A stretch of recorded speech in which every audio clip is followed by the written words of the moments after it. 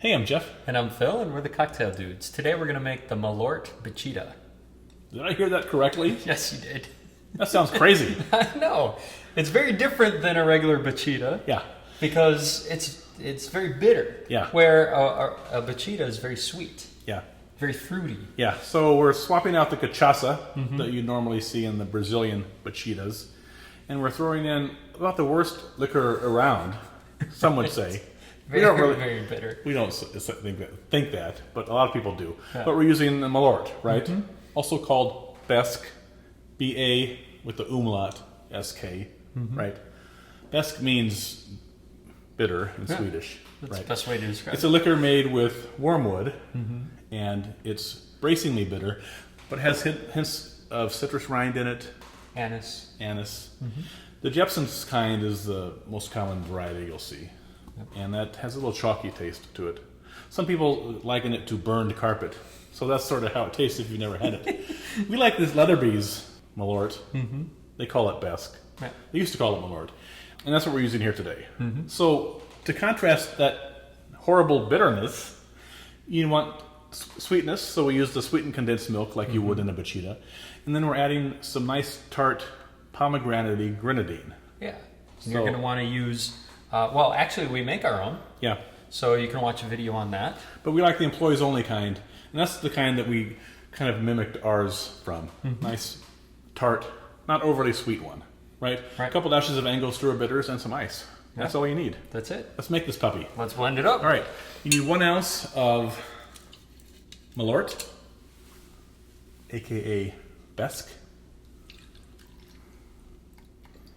There you go.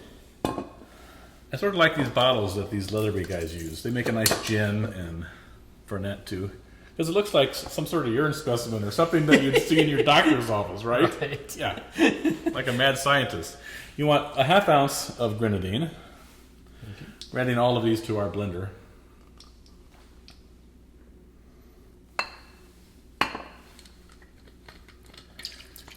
I'm going to throw in a dash of Angostura bitters here. And then we're going to put in 2 ounces of sweetened condensed milk. Very common in Batidas in Brazil, or else they use sometimes just sugar. But we like the richness that the sweetened condensed milk gives all these Batidas. And we make, you can watch our videos, we make some of the traditional fruit Batidas, but we have other crazy ones like this, like our Batida Maluca. If you think this one's crazy, try that one. Right. Yeah. You got the beer.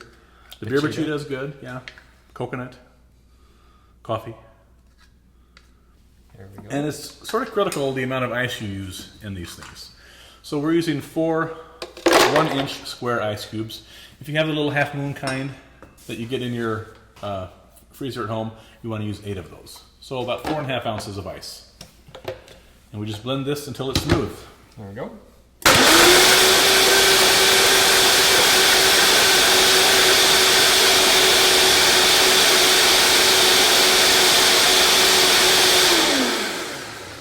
Nice. There we go. Now, the bad thing about this creation of ours is that it ends up looking like a chocolate milkshake. There's nothing wrong with that. No. But it is a little drab.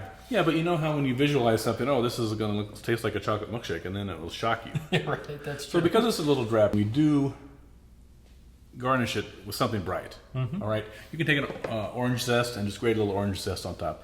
But we like to use an edible flower. So here we'll take an orchid and set it on the rim of the glass. So here you have your complex, delightful, bitter, tart, fun Malört Batida. Enjoy. Cheers.